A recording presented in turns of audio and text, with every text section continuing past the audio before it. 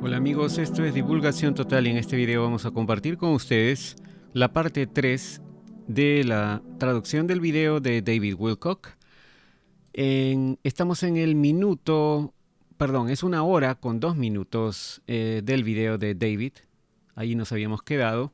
Y en esta parte David Wilcock dice que el geólogo Robert Schoch ha hecho un trabajo muy interesante en su libro Forgotten Civilization o Civilización Olvidada, en el cual habla de la idea de que el flash solar es lo que terminó con la Atlántida y tiene mucha información interesante sobre una capa de 5 pulgadas de grosor de ceniza que hay en la mayoría del hemisferio norte, la cual es resultado de esa erupción solar.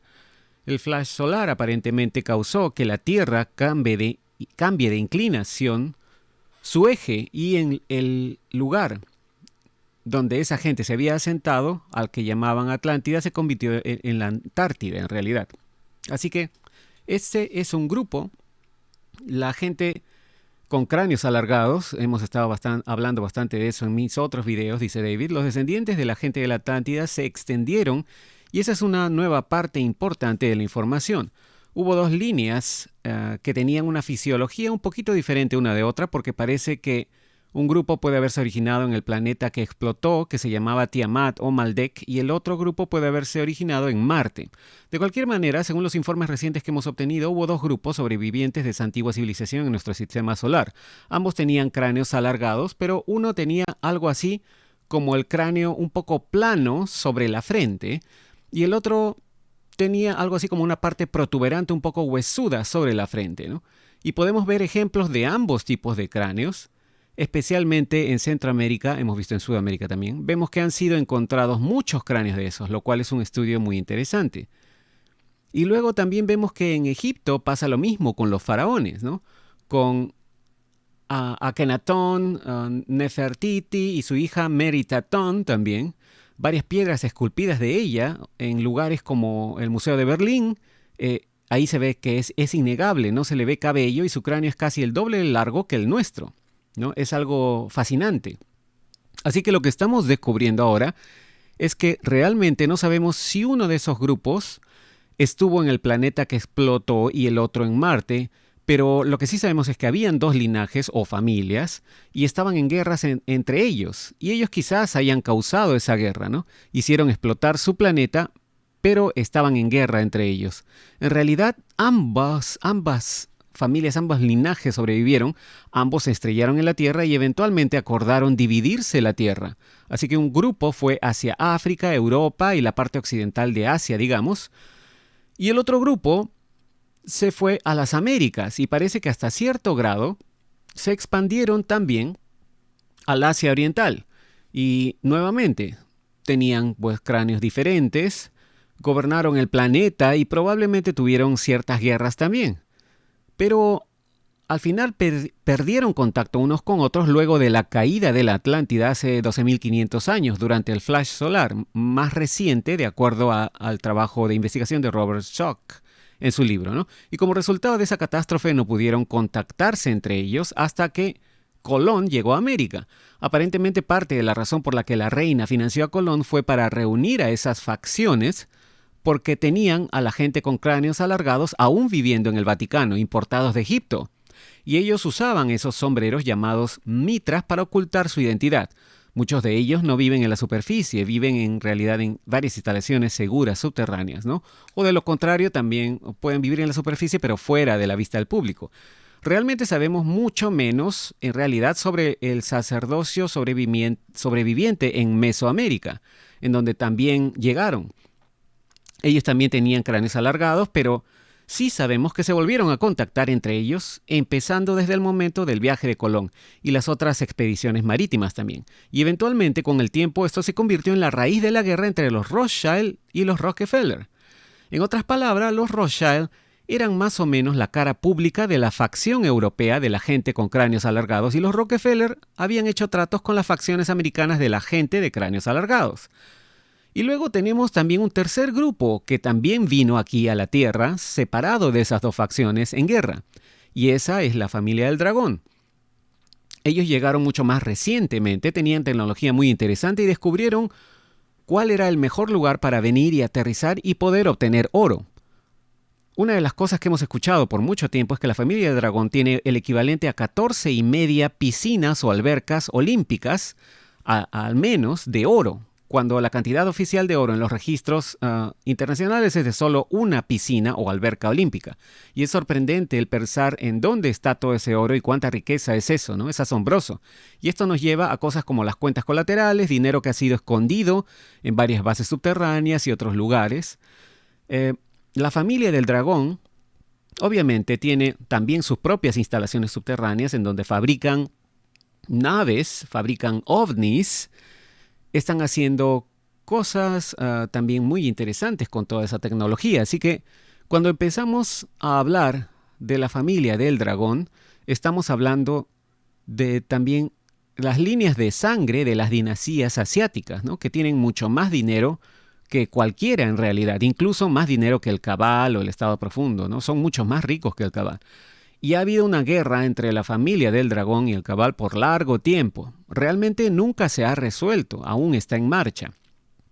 Y la verdadera batalla para resolver nuestro planeta va a llegar al punto de lograr un acuerdo que tiene que ser hecho entre el Cabal, el Estado Profundo, como lo quieras llamar, y esa familia del Dragón. Tienen que llegar a algún tipo de acuerdo.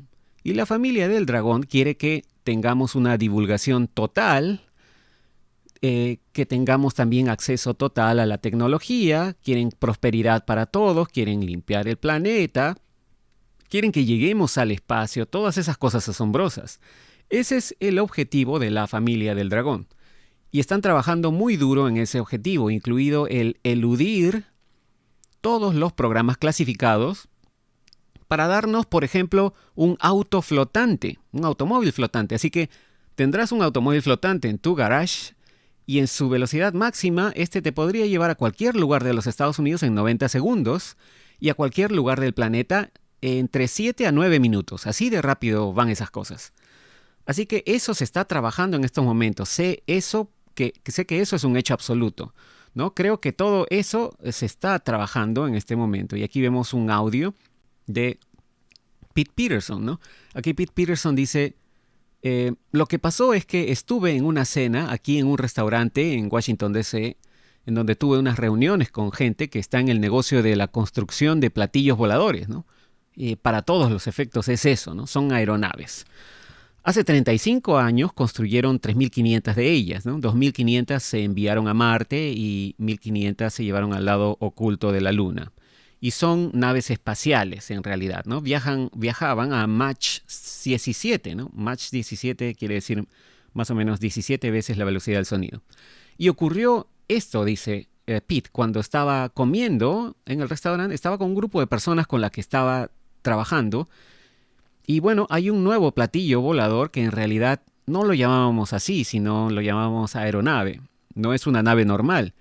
Y esta nueva versión llega a Mach 44 y está saliendo para reemplazar una versión antigua que tiene ya como 23 años de haber sido creada.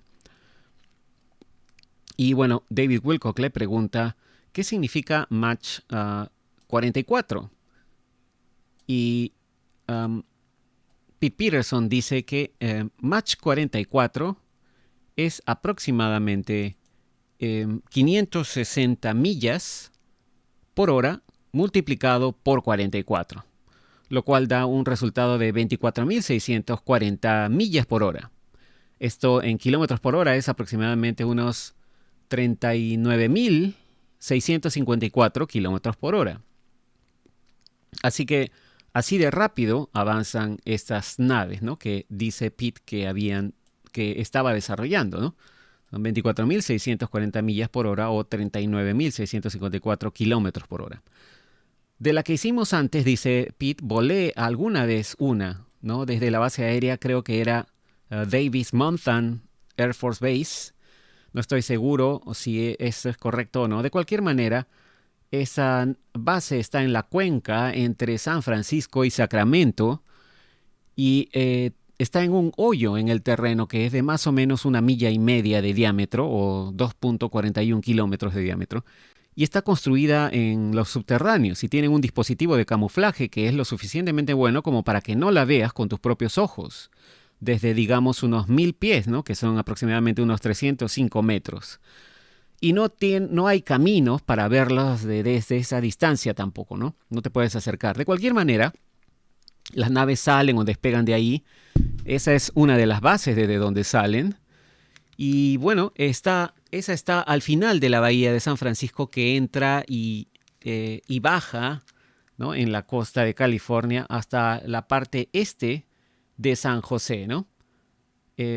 Esto llega hasta debajo, incluso llega hasta la parte inferior del puente que hay en San Francisco.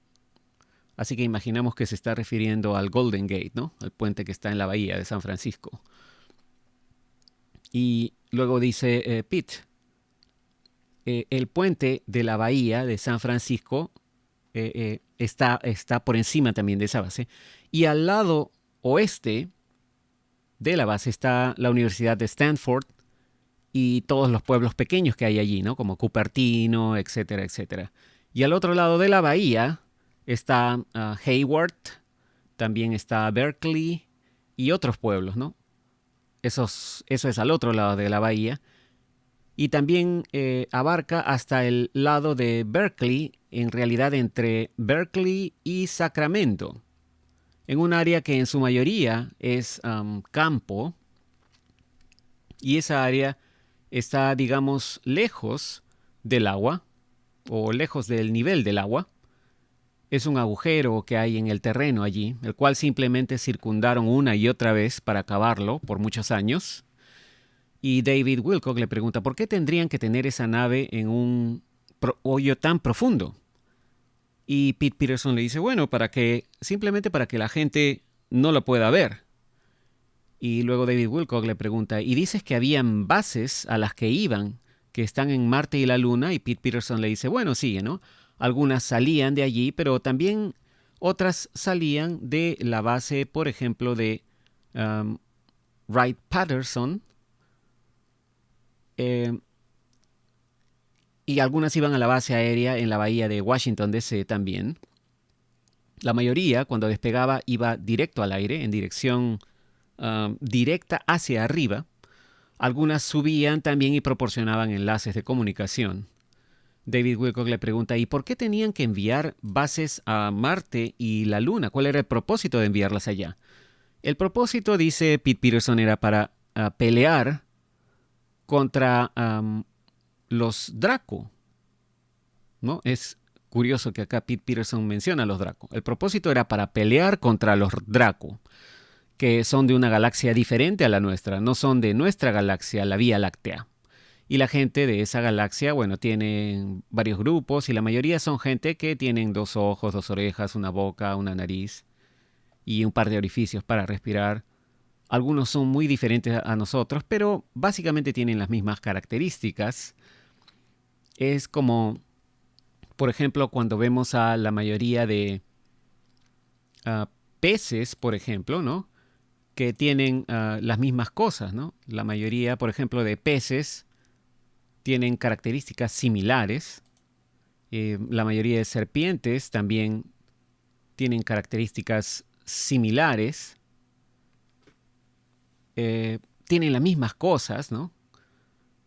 También podríamos hablar de que la mayoría de roedores tienen las mismas características, o las arañas, que por ejemplo todas tienen 8 patas en vez de 6 o 4, pero aún así tienen 2 ojos, una boca, un recto, así que todas son casi lo mismo, ¿no? Pero de cualquier manera, dice Pete Peterson, a medida que avanzas en el espacio se refiere, ¿no? Te vuelves también más viejo que la gente de nuestra galaxia, la cual es una galaxia más o menos nueva. Así que está en las etapas iniciales de evolución comparada con otras.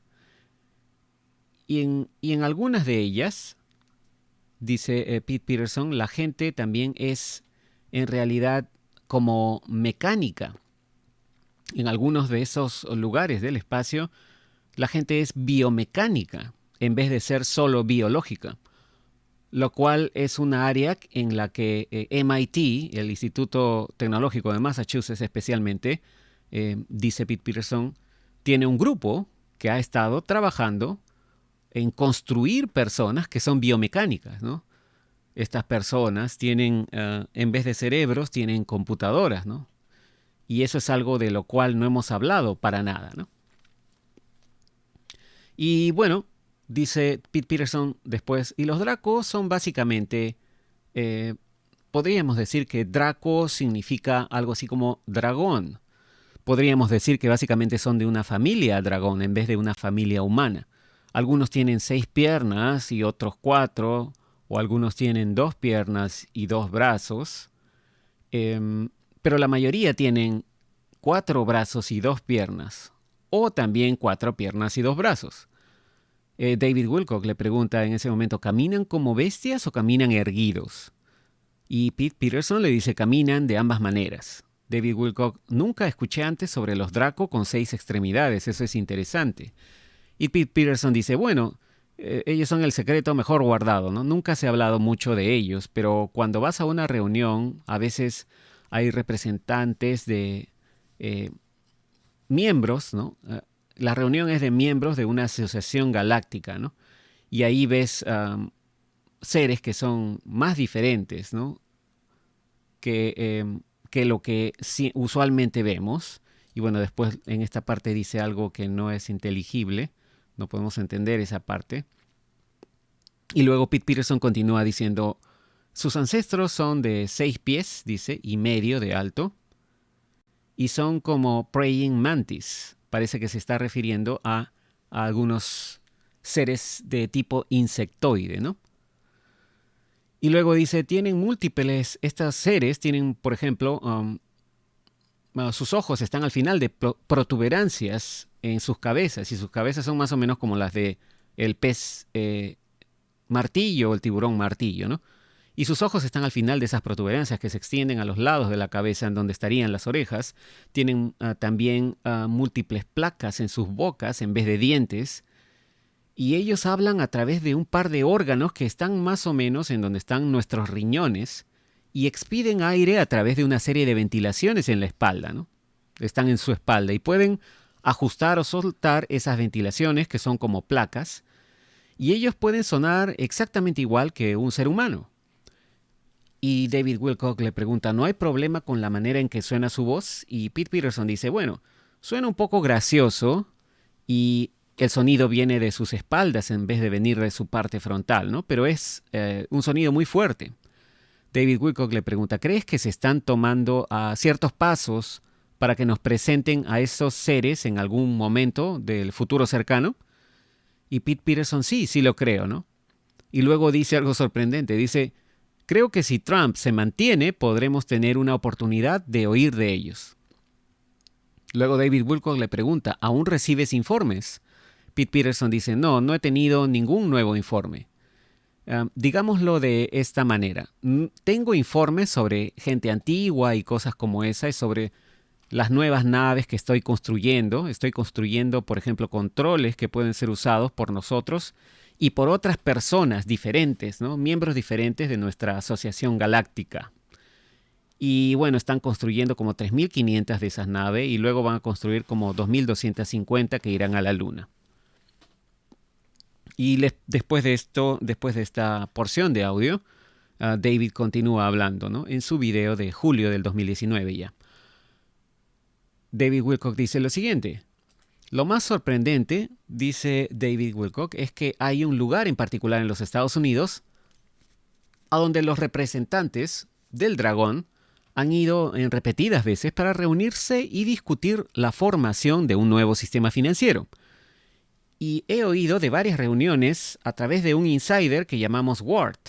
Y bueno, aquí pone una nota que dice que Ward y Woody son el mismo nombre para un mismo insider.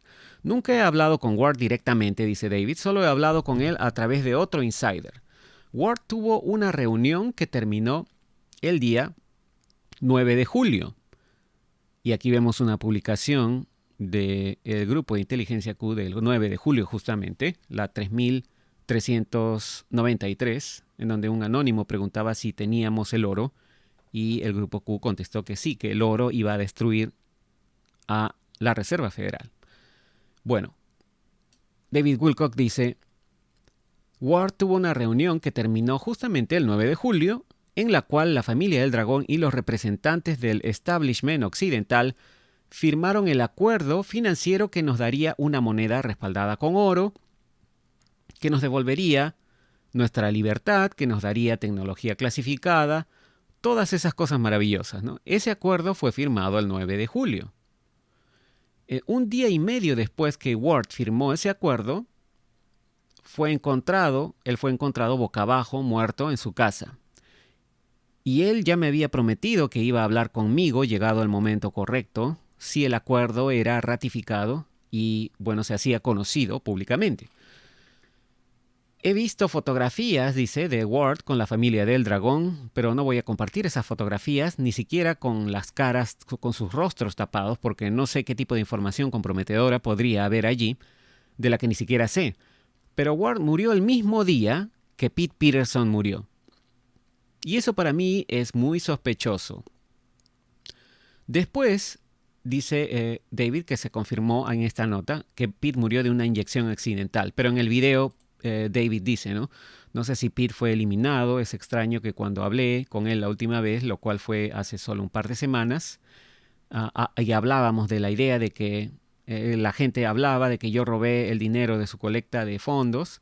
Tengo grabaciones de él diciendo que eso no es cierto, que él recibió todo el dinero, ¿no? Y que él dice que fueron $55,000 y GoFundMe obtuvo el resto, ¿no? Y aquí hay otra porción del audio en donde David Wilcock le dice a Pete: para aclarar el tema, hablemos de dinero. ¿Puedes confirmar de nuevo que el dinero fue a tu cuenta? Pete Peterson dice, bueno, no sé si fue o no pero lo que sí sé es que recibí $55,000.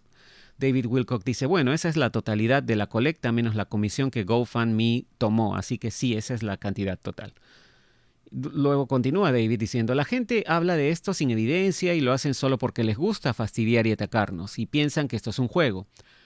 Algunas personas están muriendo, fuimos amenazados de manera muy severa con terrorismo en el evento de Contact in the Desert. Había preocupación cada vez que subía al escenario, no pude darle la espalda a la audiencia, tuvimos una presencia masiva de seguridad. No estaban armados, pero teníamos guardias armados listos para ser llamados a actuar al salón donde estábamos, ¿no? De parte de la policía local. Así que si la gente piensa que todo esto es una broma, que nadie muere y nadie sale herido, miren lo que le pasó a Pete y vean lo que le pasó a Ward, exactamente el mismo día. También deberíamos mencionar lo siguiente, que el arresto del tío Jeffy, y llamémoslo así porque no queremos decir ciertos nombres, si no el video nunca será visto. Si oyen del tío Jeffy ya saben de qué estoy hablando, ¿no? Saben de quién estoy hablando. El tío Jeffy tiene una isla y algo pasaba en esa isla que no nos gusta, ¿ok? Lo dejaremos ahí porque ya saben de qué estamos hablando. Él fue arrestado públicamente el sábado pasado, al momento que estamos grabando este video, que es exactamente hace una semana. Lo interesante es que los 2 días antes que el tío Jeffy fuera arrestado, primero oímos de un terremoto masivo bajo la base de China Lake, ¿no? La base militar, la cual nadie siquiera sabía. Es casi tan grande como el Área 51, ¿no?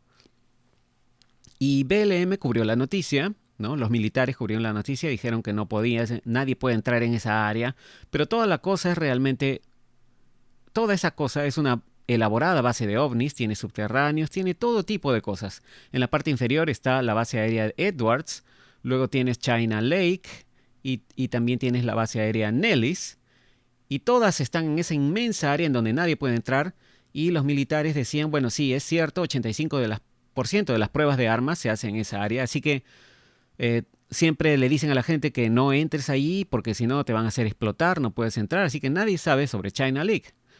¿No es interesante, dice David, que ocurra un terremoto el día de la independencia, el 4 de julio, que dejó a China Lake completamente cerrada como base, y luego ocurrió otro terremoto, inclusive mayor, más fuerte, el día 5 de julio, el día siguiente?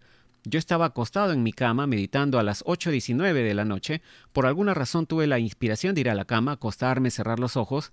Escuché a un perro volverse loco, gritando en mi vecindario como si fuera un grupo de coyotes. Fue el aullido de perro más raro que haya escuchado. El perro finalmente luego se cayó, me acosté y no pasó siquiera 5 minutos y escuché un pulso muy fuerte, un rugido muy fuerte. Sonó casi como una bola, ¿no? de bolos o bowling rodando por la mesa de juego, pero como a 1000 millas por hora, subterráneo. Fue como un fuf. Y al momento en que el sonido impactó mi casa, los cuadros de mis paredes golpearon la pared. Así es como supe que no estaba teniendo simplemente una experiencia de meditación. Esto fue totalmente real. Y luego, solo unos segundos después, toda la habitación empezó a temblar de arriba abajo. Fue muy vívido y aterrador, ¿no? Además, estaba en el segundo piso de mi casa y el piso de arriba, solo por el viento, se sacude bastante. Así que cuando ocurre un terremoto, estando en esa habitación, es muy, muy duro. Eso me asustó bastante y esa es parte de la razón por la que volví a Colorado, ¿no? Si van a haber más terremotos, prefiero no estar ahí mientras ocurra. Y hay algunos tratos en los que estamos trabajando allá también, que están a punto de hacerse realidad, pero ahora estoy aquí terminando mi libro. Tengo 3 semanas para hacerlo y bla, bla, bla. El punto es que esos 2 terremotos destruyeron completamente la capacidad de emisiones de China Lake. Y tengo un insider que está en mi reciente artículo que recomiendo en divinecosmos.com. Recomiendo que vayan al artículo, se titula It Begins o Ya empezó, ¿no? Algo así. Y en ese artículo hablo del hecho de que algunas cosas muy extrañas han sido reportadas por denunciantes que han ido a China Lake, ¿no? Hay un récord o registro de mucho tiempo, de largo tiempo, con pruebas de que los chemtrails o experimentos de modificación del clima parece que han estado haciéndose desde allí, que ese era el centro de esa experimentación. Así que mi teoría es que, ¿qué tal si hay otro aerosol, llamémosle del, entre comillas, juicio final, que podrían lanzar desde aviones, que básicamente podrían crear ya sea una histeria masiva o todos los que tengan un sistema inmunológico murieran, algo realmente horrible como eso, ¿no? Porque si el tío Jeffy era realmente arrestado y ves su expediente, los nombres de los que fueron invitados a su isla, ¿no? Es una lista de los más importantes, las personas más importantes que fueron invitadas del Estado Profundo. Así que todo esto no es una broma. Cuando Jeffrey fue arrestado, ese fue el momento en que el Estado Profundo estaba listo para tirar todo a la basura, arruinar el planeta. Aparentemente también trataron de crear un lanzamiento de arma nuclear del juicio final, entre comillas, ¿no? Desde un submarino ruso, como vemos en esta noticia que pone David Wilcock aquí en pantalla, ¿no? Aparentemente los rusos en ese submarino pudieron desactivar el arma antes que ésta pueda ser lanzada. Y al hacerlo, al tratar de desactivar el arma nuclear, todos los tripulantes perdieron la vida. Y felizmente el arma nuclear no entró en fusión, ¿no? Gracias a Dios. Y los aplaudimos, dice David, y los alabamos por su sacrificio heroico, ¿no? Mucha gente está muriendo ahora. Ese es el punto álgido. Este es el punto álgido de la guerra. Es como si fuera una tercera guerra mundial en las sombras. Así que de nuevo, si hay aviones de chemtrails o chemtrails allí y si tienen un aerosol del juicio final, ese ataque con terremoto quizá los podría detener. Y eso sin mencionar que no sabemos qué tipos de tráfico haya estado ocurriendo allí. Hay todo tipo de reportes del libro original de Fritz Springmeier sobre los Illuminati, de un tráfico extenso de humanos bajo la base China Lake, en los subterráneos. Cualquiera puede especular qué tipo de cosas podrían haber estado ocurriendo allí. Pero lo que sabemos es que aparentemente Edwards, China Lake y Nellis son las 3 áreas principales de Paperclip, es decir, del proyecto Paperclip, a donde los alemanes fueron transportados después de la Segunda Guerra Mundial. Y realmente nunca perdieron su lealtad a su partido original, ¿no? Así que no puedo creer, dice David, que sea un accidente, ¿no? El que veamos que 2 terremotos hayan destruido prácticamente China Lake y que casi nada más haya sido dañado, ¿no? No hay muertes de civiles, quizás sea una persona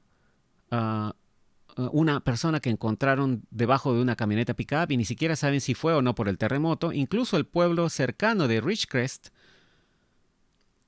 parece haber sido dañado, ¿no?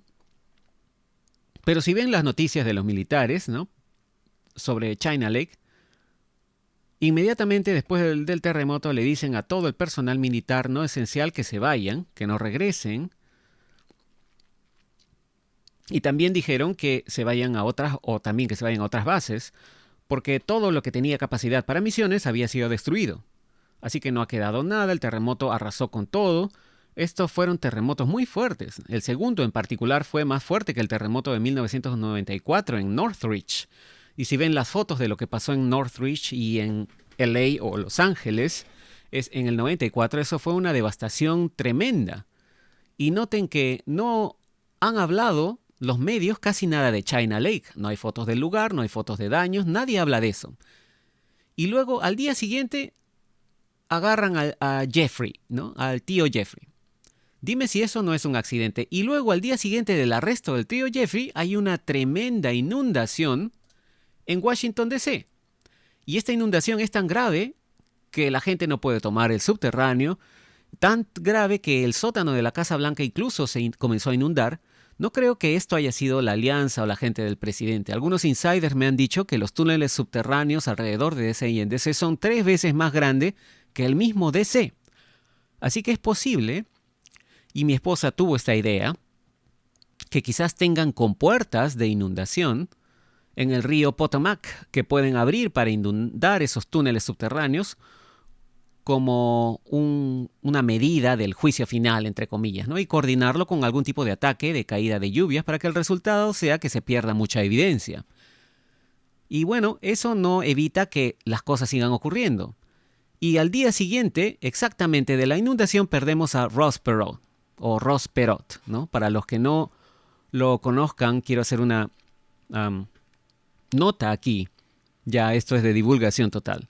Para los que no sepan quién es Ross Perot fue un político de los Estados Unidos que en los años 90 se hizo muy conocido porque fue candidato a la presidencia de manera independiente, por el partido independiente. No fue ni republicano ni demócrata.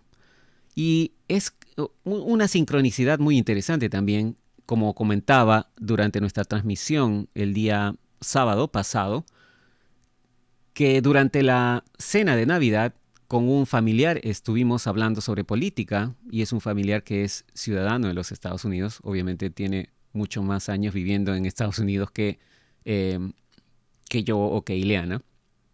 O que Ileana y yo, perdón, al revés. Ross Perot tenía muchas ideas similares, sobre todo por la parte económica, a Trump. Ross Perot también era un empresario y también era multimillonario. Muchas cosas similares con Ross Perot. El problema, según me contó mi familiar durante la cena de Navidad con Ross Perot, es que él dio la idea, cuando hablaba con los medios, dio la idea de que Estados Unidos debería regresar e intervenir nuevamente en Vietnam. Y eso fue lo que le hizo perder votación, ¿no? Muchos votantes, muchos votos le hizo perder esa idea.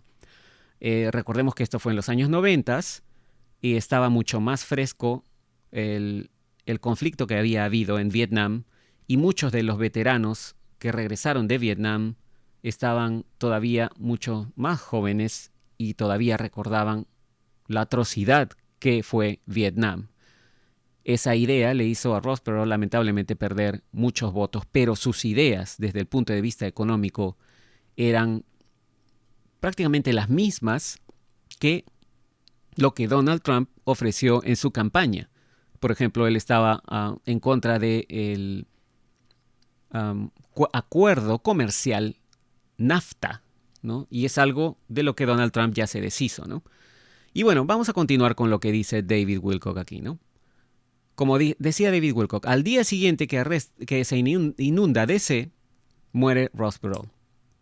Esto también es muy triste, dice David, porque Corey Goode y yo fuimos contactados por un miembro de la familia de Ross Perot, no voy a decir quién, y él iba a venir a Contact in the Desert, y estuvimos en negociaciones al respecto. Y en un momento, dice, habían ya negociaciones avanzadas, y él iba a venir a Contact in the Desert y estuvimos hablando al respecto.